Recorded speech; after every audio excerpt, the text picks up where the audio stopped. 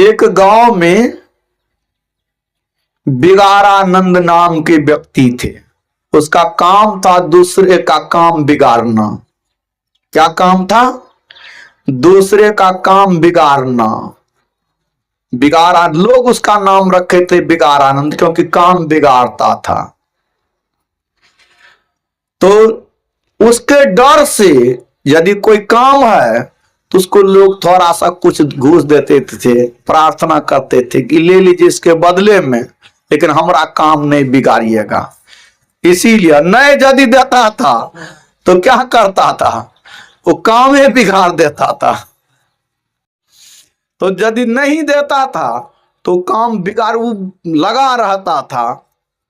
और कोई अड़ गया कि हम नहीं देंगे उसको, तो चलो खास करके जैसे किसी का घर बनाना है, किसी का बेटी का विवाह करना है, बेटा का विवाह करना है, बरतुहारी आप यदि उसको घूस पहले नहीं देता था, खिला पिला नहीं देता था, तो बिगाड़िए देता था काम।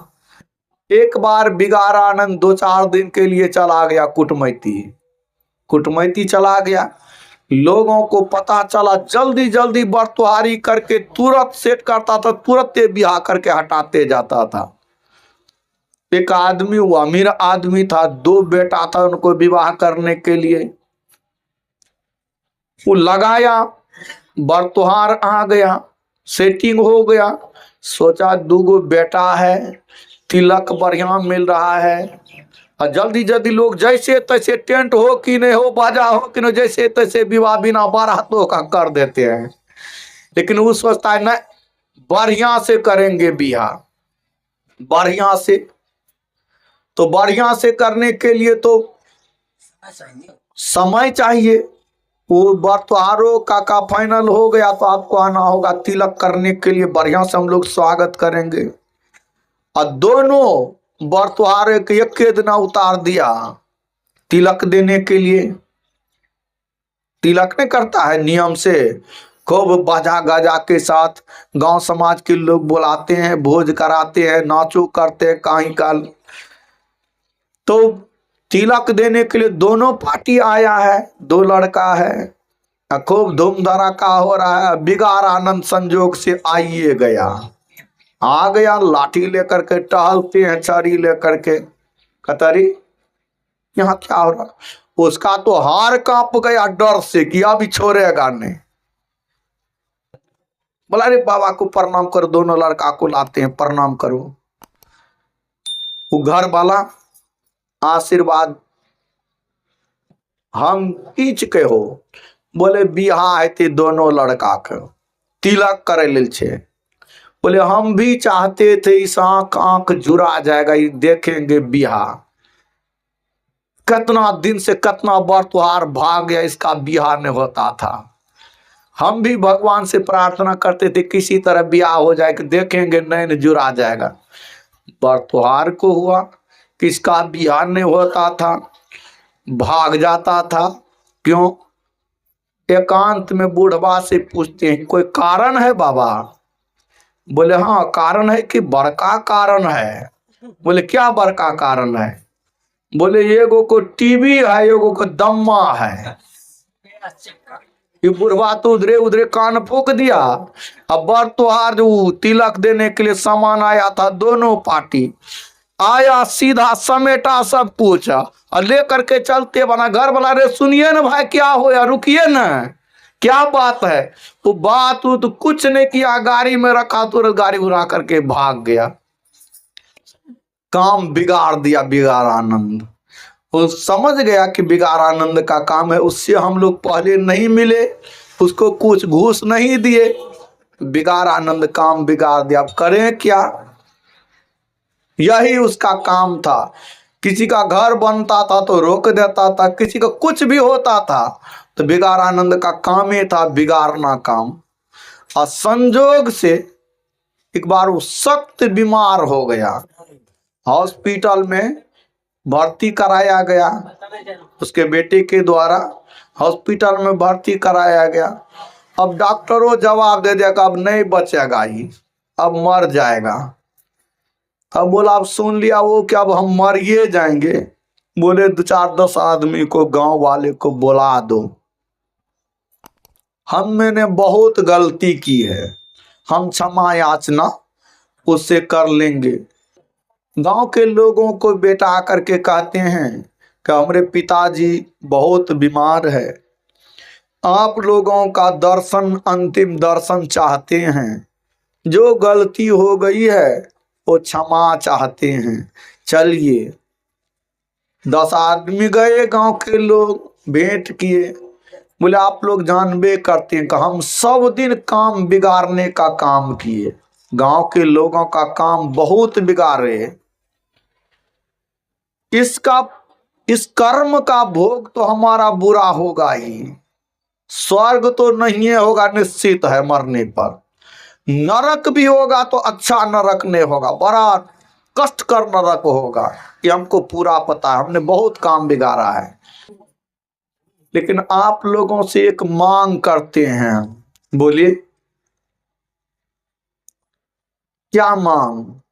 बोले जब हम मरेंगे, अब तो मर जाएंगे, डॉक्टर जवाब दे दिया बचेंगे नहीं, जब हम मर जाएंगे तो अर्थी पर जो दीजिएगा हमको, तो एक सजा हमको दे दीजिएगा, शरीर को सजा दीजिएगा। क्या सजा? सजा दीजिएगा ना तो कहीं कुछ कर्म क्षय हो जाए सजा देने से, कुछ वहां जमदूत हमको क्षमा कर दे कि सजा भोग करके आया है। बोले क्या सजा? जब अर्थी पर दीजिएगा ना तो 1-1.5 हाथ का खुट्टा हमरे मुंह में ठोक दीजिएगा। बोले यही हम मांग करते कि इसे जमदूत हमको कुछ राहत दे देगा। जब ऐसा किया, जब मर गया, गांव लाया गया, बांस काटा, अर्थी बनाई गई, अर्थी पर दिया गया। जो मांगबे किया था, बेटो था कि करिए दीजिए हमरे बाप को, कुछ राहत मिल जाएगा वह उस जीव को वहां, तो एक बत्ती 1-1.5 हाथ का बना करके मुंह में ठोक देता है, अर्थी को ऊपर में दे दिया कपड़ा और ले करके जा रहा है, राम नाम सत्य है सबका यही गत है। जब वो जा रहे हैं और उधर से पुलिस की गाड़ी आ रही थी, अब पुलिस की गाड़ी आ रही थी तो देखते हैं कि वो तो लाश तो है और मुंह के बाहर वो खुट्टा दे उस पर कपड़ा है, दिखाई नहीं पड़ता है, उसको सस्पिशन हुआ, क्या है, रुको रे, रोकते हैं, धरो, धरते हैं, मुंह घारो, क्या है, देखते हैं कि मुंह में खुट्टा गाड़ा हुआ है। बोले सब ये आतंकवादी है, बदमाश है, इसको मुंह में खुट्टा ठोक करके मार दिया, इसको ले जा रहा है जलाने के लिए, सबको जेल कर हथकड़ी लगाओ। पुलिस सबको हथकड़ी लगा दिया, सब कहते जोर बिगाड़ आनंद, मरने पर भी हमको नहीं बख्शाई मरने, ये बिगाड़ आनंद, मरते मरते भी हम लोगों का काम बिगाड़ी दिया, जेल भेजा दिया। ये जो इंद्रियां हैं, ये जो विषय हैं, ये भजन में इसका काम है भंग करना। बिगारानंद को जिस तरह कुछ घूस दे देते थे तो बिगारानंद दबका रहता था, उसी तरह भजन करने के लिए इसको कुछ विषय दे दीजिए, और ये थोड़ा, जैसे कोई चोर चोरी करने के लिए जाता है और घर वाले के पास कुत्ता है, कुत्ता तो भौंकेगा, लेकिन होशियार चोर क्या करता है, कुत्ता को सबसे पहले जाकर के भोजन दे देता है। क्या करता है? अब भोजन दे देता है, अब कुत्ता भोजन करने में भूल जाता है, चोर चोरी करके चला जाता, हल्ला करेगा कौन, घर वाले सोए रह जाता है।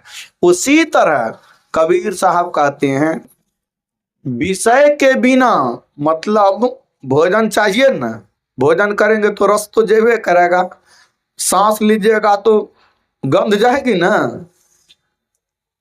लेकिन जिस तरह कोई बीमार होता है, अब बीमार होता है तो बीमारी को डॉक्टर साहब दवाई देते हैं, दवाई देते हैं, दवाई यूज करते हैं, उसका नियम है, यदि एक टेबलेट ज्यादा खा लेंगे तो क्या करेगा, बीमारी बढ़ेगा कि आपको मारियो देगा, नहीं मार देगा।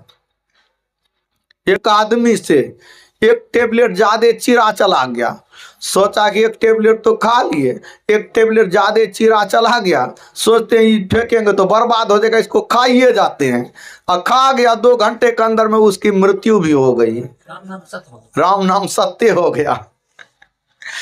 उसी तरह यह विषय भोग भी जैसे नियम है, नियम से दवाई के रूप में जीवन रखने के लिए लेना पड़ता है, और भजन करने के लिए भोजन चाहिए, वस्त्र चाहिए, घर चाहिए, साधन सवारी सब कुछ चाहिए, लेकिन लक्ष्य रहना चाहिए क्या?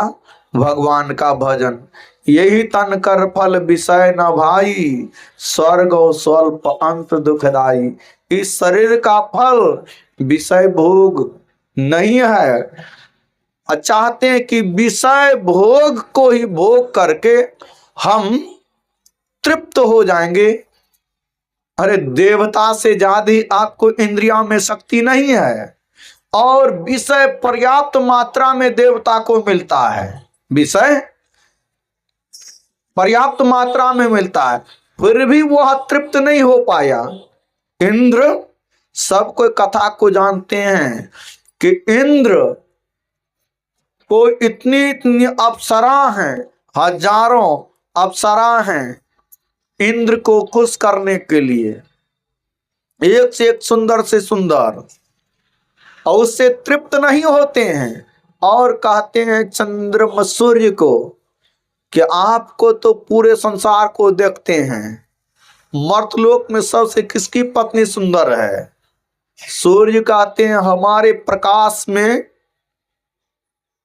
गर्मी है, उस गर्मी में कोई भी स्त्रियां नहीं निकल पाती हैं, इसलिए हम नहीं देख पाते हैं। बोले चंद्रमा से बोलते हैं, चंद्रमा कहते हैं सबसे ज्यादा सुंदरी है कि गौतम ऋषि की पत्नी अहिल्या। चंद्रमा के सहयोग से वह इंद्र, जबकि इंद्र की इतनी अप्सरा हैं, मर्तलोक में उतनी सुंदर स्त्री नहीं होती हैं जो स्वर्ग लोक में जितनी सुंदर होती हैं, लेकिन उससे तृप्त नहीं हो करके गौतम ऋषि के घर में प्रवेश करते हैं, और अहिल्या के साथ गलत काम हुआ। इंद्र जबकि उतना सुख सुविधा है, और उससे तृप्ति उनको नहीं मिली। यही तन कर फल विषय न भाई, स्वर्ग और स्वल्प अंत दुखदाई। इंद्र भी सदा इंद्र बन करके नहीं रहते हैं, इंद्र एक पद है, स्वर्ग का राजा है, वह भी वहां से गिर जाते हैं। इंद्र कहीं चला गया था तो ब्रह्मा जी, सभी देवता ब्रह्मा जी से प्रार्थना करते हैं कि ब्रह्मदेव हमारा राजा नहीं है, इंद्रासन की गद्दी खाली है, किसी को राजा बनाया जाए। बोले मर्तलोक में सबसे जो सुयोग्य हैं उसको इंद्र बनाओ। वहां पर मर्तलोक में राजा अयाति सुयोग्य थे, और उन्हीं को इंद्र लोक का मतलब राजा बना दिए। सभी प्रजा वहां, सभी देवता प्रजा बन गए, और देवता लोग उससे अपमानित होने लगे, राज पा करके मदान्ध हो जाते हैं। तो देवता लोग अपमानित तो होने लगे। तब ब्रह्मा जी से कहते हैं कि ब्रह्मदेव, इस राजा से हम आतंकित हैं। बोले ऐसा करो, हाँ नए राजा से, तो ऐसा करो कैसे गिराओ? बोले कोई गलती होगी तभी तो। ऐसा करो, उसके मुंह पर उसकी बड़ाई करो। अपनी बड़ाई यदि जिस समय अपने मुंह से वह करेगा, तो जो भी अपनी बड़ाई अपने मुंह से करते हैं तो उसका पुण्य छिन्न होता है। क्या होता है? पुण्य छिन्न। इसका पुण्य इसको राजा बनाया है, स्वर्ग का राजा। अब पुण्य छिन्न होगा, यह स्वतः गिर जाएगा। तो सभी देवता लोग बड़ाई करने लगे उसके मुंह पर। वो अपनी बड़ाई अपने मुंह से भी करने लगे। कौन? आयाति पुण्य चिन्ह हो गया और स्वर्ग से नीचे गिर गया। गुरु महाराज के प्रवचन में भी है, पुराण में है, और मैं बचपन में सीरियल में भी देखा था कि आयाति स्वर्ग से स्वशरीर गिरा है। स्वशरीर उल्टे गिर रहे हैं और रक्षा करो पुकार भी लगा रहे हैं। तो आयाति का कोई पूर्वज कहिए कि उसी का संबंधी का कोई तप कर रहा था, अपने तप के बल पर उसको रोक दिया, जमीन पर गिरने से रोक दिया। उसके मुंह से जो लार गिरा उल्टा, वही कर्मनाशा नदी बन गई, ऐसा पुराण में कथा है। मतलब कहने का मतलब है कि ब्रह्मा भी नीचे गिरते हैं, इंद्र भी नीचे गिरते हैं। जहां से गिरना होता है वहां तो भय लगा रहता है, जहां भय रहता है वहां सुख कहाँ है? वहां सुख नहीं है। सुख शांति परमात्मा के पास जाने के बाद है। वो जन्म मरण का चक्कर छूट जाए, वह साधन है इसी मनुष्य के शरीर में। साधन धाम मोक्ष कर द्वारा, पाई न जेहि परलोक संवारा। सो परत दुख पावे सिर धुंधुनि पछताए। काल ही कर्म ही ईश्वर ही मिथ्या दोष लगा। साधन धाम मोक्ष कर द्वारा, इसमें यह शरीर साधनों का घर है और इसमें मोक्ष का द्वार है। इसको पाकर के जो परलोक नहीं सुधार लेता है तो अंत में दुख भोगना पड़ता है। संसार में संसार की वस्तु को पाकर कोई भी पूर्ण रूपेण सुखी नहीं हुआ है। बड़े बड़े लोगों को दुख देखना पड़ा है। पृथ्वीराज चौहान को कितना दुख हुआ है, राजा हरिश्चंद्र, राजा नल जैसे कितना कितना दुख हुआ है। पढ़ेंगे राजा हरिश्चंद्र का नाश देख करके लोग रोने लग जाते हैं। दमयंती, राजा नल को कितना दुख हुआ है जीवन में। कई राजा विक्रमादित्य ऐसे को कितना दुख भोगना पड़ा है। इसलिए संत लोग कहते हैं, अरे रात सुख दुख दिन रात की तरह आते जाते रहता है। ताते से ये यदुराई, संपत्ति विपत्ति विपत्ति सो संपत्ति, देह धरे का यही स्वभाई। इसलिए यदुराई वहां भगवान श्री कृष्ण से, ताते से ये यदुराई मन से ये वहां भगवान का भजन कीजिए, संकेत है राम का भजन कीजिए। संपत्ति विपत्ति विपत्ति सो संपत्ति, संपत्ति से विपत्ति आती है, विपत्ति से संपत्ति आती है। देह धरे का यही स्वभाव, देह शरीर धारण करने का यही स्वभाव है। चंद्रमा बढ़ते बढ़ते पूर्णिमा हो जाता है, पूर्ण होता है, और घटते घटते अमावस्या के रात्रि में क्या होता है? सरपट जय जय सीताराम। चंद्रमा घटते घटते समाप्त हो जाता है, बढ़ते बढ़ते पूर्ण होता है। उसी तरह सुख बढ़ते बढ़ते सुख बढ़ जाता है और फिर घटते घटते जय समाप्त हो जाता है। रात्रि आती है, रात्रि चली जाती है, दिन आता है, दिन आता है, दिन चला जाता है, रात्रि आती है। तरवर फलता है और झड़ जाता है। नदी का पानी बढ़ते बढ़ते इतना बढ़ जाता है कि उफान जाता है, अगल बगल के गांव को डुबा भी देता है। लेकिन सूखते सूखते कभी वहां नदी के अंदर में भी धूल उड़ता है। यही संसार में सुख दुख से कोई भी वंचित, चाहे प्रधानमंत्री रहे कि एक चपरासी रहे साधारण आदमी रे सुख दुख से बच नहीं सकता है। सुख दुख से यदि बचना है तो क्या करो, भगवान का भजन करो। भगवान का भजन करके संसार सागर से तर जाओ, संसार से उपराम हो जाओ। संसार की वस्तुओं को पाकर के कोई तृप्त नहीं होता है। जितना संसार की वस्तुएं आप विषय देंगे उतना बढ़ता है। मन क्या होता है, विषय भोग की लालसा और बढ़ती जाती है, उत्कंठा तृष्णा और बढ़ती जाती है। तुलसी काम अगिन बुझे न विषय भोग बहु घीते। जैसे अग्नि जल रही है, अग्नि जल रही है, और यदि अग्नि को बुझाना चाहेंगे और उसमें घी डाल रहे हैं तो क्या होगा, पानी डालेंगे तो अग्नि बुझेगी। और घीओ होता है पानी जैसा, न पानी जैसा है, उसी तरह तरल पदार्थ है, और वही घी डालेंगे तो क्या होगा, अग्नि बढ़ेगी।